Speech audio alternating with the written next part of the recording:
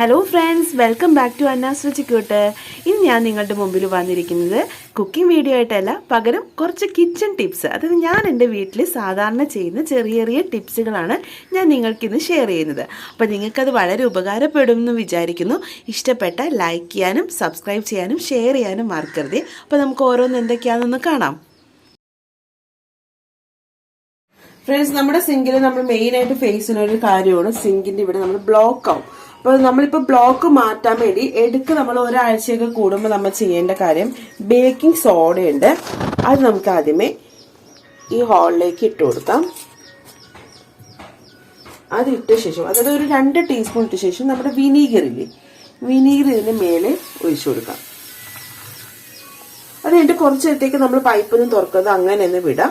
കുറച്ചു നേരം കഴിയുമ്പോൾ മാത്രം നമുക്ക് മൊത്തം നമ്മുടെ സിങ്ക് കഴുകേണ്ട കാര്യമുള്ളൂ. അപ്പൊ അതുവരെ ഇതൊന്ന് ഫ്രീ ആക്കി വിടാം. അപ്പൊ നന്നായിട്ട് ആ ബ്ലോക്ക് ഒക്കെ ഉണ്ടെങ്കിൽ അതെല്ലാം നന്നായിട്ട് മാറും.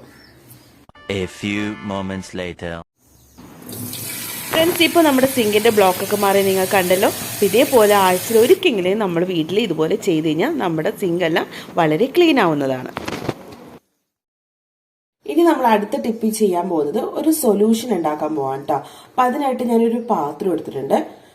എന്നിട്ട് നമ്മൾ അതിലേക്ക് 1 ടീസ്പൂൺ ബേക്കിംഗ് സോഡ യൂസ് ചെയ്യാം. ബേക്കിംഗ് സോഡ യൂസ് ചെയ്തതിനു ശേഷം അതിലേക്ക് കുറച്ച് വിനീഗർ ഒഴിക്കാം. 1 ടീസ്പൂൺ വിനീഗർ മതി. പിന്നെ നമ്മൾ നോക്കിയാൽ വിമ്മാണ് കേട്ടോ. വിമ്മ് നമ്മൾ കുറച്ച് ഇതിലേക്ക് മിക്സ് ചെയ്യാം. ഇതൊന്ന് നന്നായിട്ട് മിക്സ് ചെയ്യാം. കുറച്ച് വെള്ളം ഒഴിച്ചു കൊടുക്കാം. നന്നായിട്ട് മിക്സ് ചെയ്ത ശേഷം ഇതുകൊണ്ട് നമുക്ക് പല സംഭവങ്ങളും ക്ലീൻ ചെയ്യാൻ പറ്റും. ഫസ്റ്റ് തന്നെ നമുക്ക് സിങ്ക് എങ്ങനെ ക്ലീൻ ചെയ്യണമെന്ന് കാണിച്ചു തരാം. ഫ്രണ്ട്സ്, നമ്മൾ റെഡിയാക്കി വെച്ചിരിക്കുന്ന ഈ സൊല്യൂഷൻ നമുക്ക് ഒരു ബോട്ടിലേക്ക് ഒഴിച്ചു കൊടുക്കാം.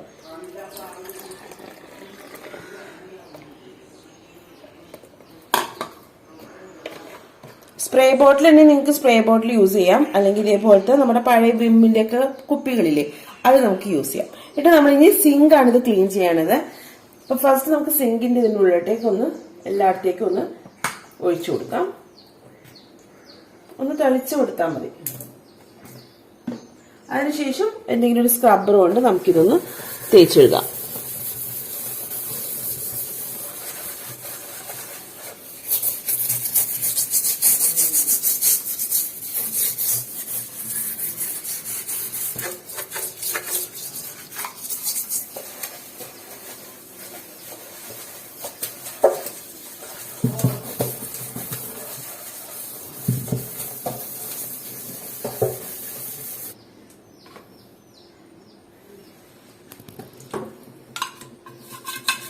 നമുക്കിതൊക്കെ ചെറിയ ബ്രഷ് ഉണ്ടെങ്കിൽ ആ ബ്രഷ് കൊണ്ട് നമുക്കിതുപോലെ തേച്ച് കഴുകി കൊടുക്കാവുന്നതാണ്.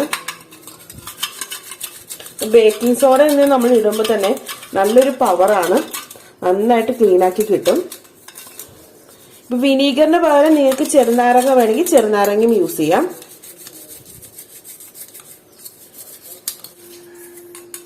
ഇത് നമുക്കത് വാഷ് ചെയ്ത് കാണിച്ചു തരാം.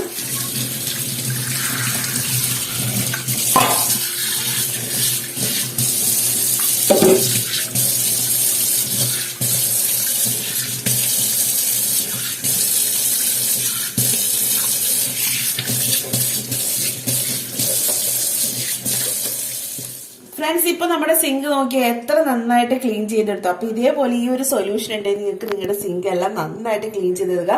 അതിനകത്തുള്ള അഴുക്കുകളും എല്ലാം കറകളെല്ലാം നന്നായിട്ട് മാറി നല്ല ക്ലീൻ ആവുകയും ചെയ്യും.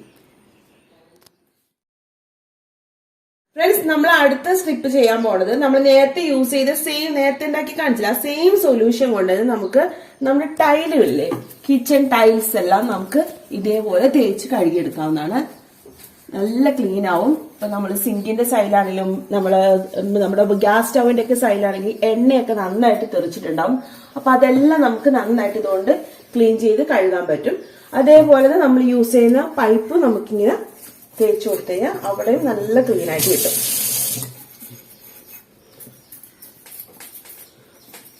ഈ ഒരു സൊല്യൂഷൻ നിങ്ങൾ ഉണ്ടാക്കി വെക്കുകയാണെങ്കിൽ ഒരു കുപ്പിയിൽ, ഒരു സ്പ്രേ ബോട്ടിൽ അല്ലെങ്കിൽ ഒരു ബോട്ടിലൊക്കെ നിറച്ച് വെക്കുകയാണെങ്കിൽ നിങ്ങൾക്ക് എപ്പോഴും ഇത് യൂസ് ചെയ്ത് കഴുകാവുന്നതാണ്. ഇപ്പൊ ജോലിക്കൊക്കെ പോകുന്നവർക്കാണെങ്കിൽ എല്ലാ ദിവസവും ഒന്നും തേച്ച് കഴുകാനൊന്നും സമയം കിട്ടണമെന്നില്ല. അപ്പൊ അങ്ങനെയുള്ളവർക്ക് ആഴ്ചയിൽ 1-2 പ്രാവശ്യമൊക്കെ ഇതേപോലെ ഒരു ഡീപ്പ് ക്ലീനിങ്ങിൽ നമുക്ക് ഈ ഒരു സൊല്യൂഷൻ യൂസ് ചെയ്യാൻ പറ്റും.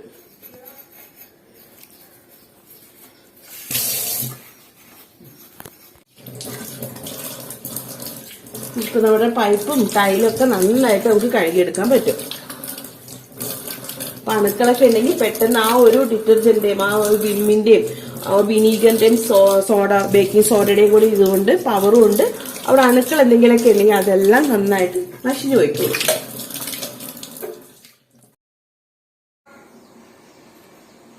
അടുത്ത ടിപ്പ് നമുക്ക് വളരെ ഉപകാരപ്പെടുന്ന ഒരു ടിപ്പാണ്. അതായത് നമ്മളെല്ലാവരും തേങ്ങ എടുത്തു കഴിഞ്ഞാൽ ഒരു അരമുറിയൊക്കെ യൂസ് ചെയ്യുന്നുള്ളൂ, ബാക്കി അരമുറി നമുക്ക് ഇതിങ്ങനെ വെക്കേണ്ടി വരും. അപ്പൊ ഇത് ഫ്രിഡ്ജിൽ നമ്മൾ സാധാരണ വെക്കണ പോലെ വെച്ച് കഴിഞ്ഞാൽ പെട്ടെന്ന് ചിലപ്പോ അപ്പൊ തന്നെ യൂസ് ചെയ്തില്ലെങ്കിൽ ഇത് ചീത്തയാവാൻ ചാൻസ് ഉണ്ട്, മഞ്ഞക്കറിയൊക്കെ വരാൻ ചാൻസ് ഉണ്ട്. അപ്പൊ അങ്ങനെ വരാതിരിക്കാൻ നമ്മുടെ എല്ലാവരുടെയും കയ്യിൽ ഉപ്പുണ്ട്. ഈ ഉപ്പ് ജസ്റ്റ് ഇതിന്റെ മേലെ കുറച്ച് വിതറി കൊടുത്തിട്ട് എല്ലായിടത്തേക്കൊന്ന് സ്പ്രെഡ് ചെയ്ത് കൊടുക്കാം. കണ്ടോ, ഇതേപോലെ സ്പ്രെഡ് ചെയ്ത് കൊടുക്കാം. അപ്പൊ ഇങ്ങനെ സ്പ്രെഡ് ചെയ്തിട്ട് നമുക്കിത് ഇങ്ങനെ എന്തെങ്കിലും ഫ്രിഡ്ജിൽ വെക്കാം.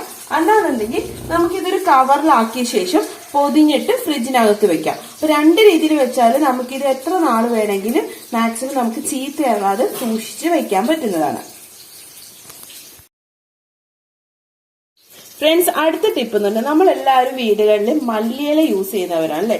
അപ്പൊ മല്ലിയില നമുക്ക് എന്താ ചെയ്യുന്ന പറഞ്ഞാൽ മാക്സിമം നമുക്ക് കേടാകാതെ സൂക്ഷിച്ചു വെക്കാം. അതായത് കുറെ വാങ്ങുന്നവർക്കാണെങ്കിൽ നമ്മൾ എപ്പോഴും ചെയ്യേണ്ടത് ടിഷ്യൂ പേപ്പർ. ഞാനിത് ഓൾറെഡി വെച്ചതാണ് നിങ്ങൾക്ക് കാണിച്ചത്. ടിഷ്യൂ പേപ്പർ നമ്മുടെ വാങ്ങിയിട്ടുണ്ടെങ്കിൽ വാങ്ങിയിട്ട് അത് ഇതുപോലെ പൊതിഞ്ഞു വെക്കുക. അപ്പൊ ഈ തണ്ട് എപ്പോഴും നമ്മൾ മാക്സിമം കട്ട് ചെയ്ത് കളഞ്ഞിട്ട് ഒരേ ലെവലാക്കിയ ശേഷം ഇതേപോലെ പൊതിഞ്ഞ് ടിഷ്യൂവിൽ പൊതിഞ്ഞിട്ട് ഒരു പാത്രത്തില് അല്ലെങ്കിൽ നിങ്ങളുടെ കയ്യിൽ ബോക്സ് എന്തെങ്കിലും ആണെങ്കിൽ ബോക്സിൽ വെക്കാം. അല്ലാന്നുണ്ടെങ്കിൽ കിറ്റ് ആകുമ്പോൾ എല്ലാവരുടെയും കയ്യിലുണ്ടാവും.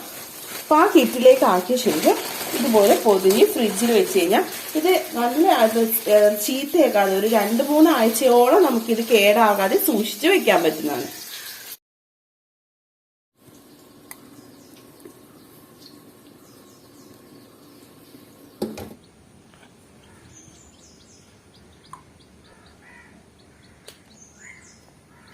അടുത്ത ടിപ്പ്, നമ്മളെല്ലാവരും ദോശമാവ് യൂസ് ചെയ്യുന്നവരാണ്. അപ്പൊ ദോശമാവ് എടുത്ത് കഴിയുമ്പോൾ ബാക്കി വരുമ്പോൾ നമ്മൾ എന്താന്ന് പറഞ്ഞാൽ ഒരു പാത്രത്തിലാക്കി ഫ്രിഡ്ജിൽ വെക്കും. ഇത് നമ്മൾ 2 ദിവസം കഴിഞ്ഞിട്ടൊക്കെയാണ് യൂസ് ചെയ്യണമെന്നുണ്ടെങ്കിൽ നമ്മൾ പുളിച്ചു പോകാനുള്ള ചാൻസ് ഉണ്ട്. അതായത് മാവ് പുളിച്ചു പോകാൻ ചാൻസ് ഉണ്ട്. അപ്പൊ പുളിക്കാതിരിക്കണമെങ്കിൽ എന്ത് ചെയ്യണം എന്ന് പറഞ്ഞാൽ ഓരോ ദിവസം ഇടവിട്ട് നമ്മൾ ഈ മാവ് വേറൊരു പാത്രത്തിലാക്കി ഇതുപോലെ മാറ്റി വെച്ചാൽ മാവ് പുളിച്ചു പോവില്ല. അത്യാവശ്യം ഒരാഴ്ചയൊക്കെ നമുക്ക് നമ്മുടെ മാവ് നല്ല ഫ്രഷ് ആയിട്ട് തന്നെ യൂസ് ചെയ്യാൻ പറ്റും. അപ്പൊ ഇത് അടച്ച് നമുക്കിനി ഫ്രിഡ്ജിലേക്ക് വെക്കാവുന്നതാണ്. ഫ്രണ്ട്സ്, അപ്പോൾ ഇന്നത്തെ ടിപ്സ് എല്ലാം നിങ്ങൾക്ക് ഇഷ്ടപ്പെട്ടെന്ന് വിചാരിക്കുന്നു. ഇതിലേതെങ്കിലും ഒന്ന് നിങ്ങൾക്ക് ഉപകാരപ്പെട്ടതായിട്ട് തോന്നിയിട്ടുണ്ടെങ്കിൽ അത് ഏതാണെന്നൊന്ന് കമൻറ്റ് ബോക്സിൽ അറിയിക്കണേ. ഒപ്പം നിങ്ങളുടെ ഫ്രണ്ട്സിനും റിലേറ്റീവ്സിനൊക്കെ ഒന്ന് ഷെയർ ചെയ്ത് കൊടുക്കുക. അപ്പോൾ അടുത്ത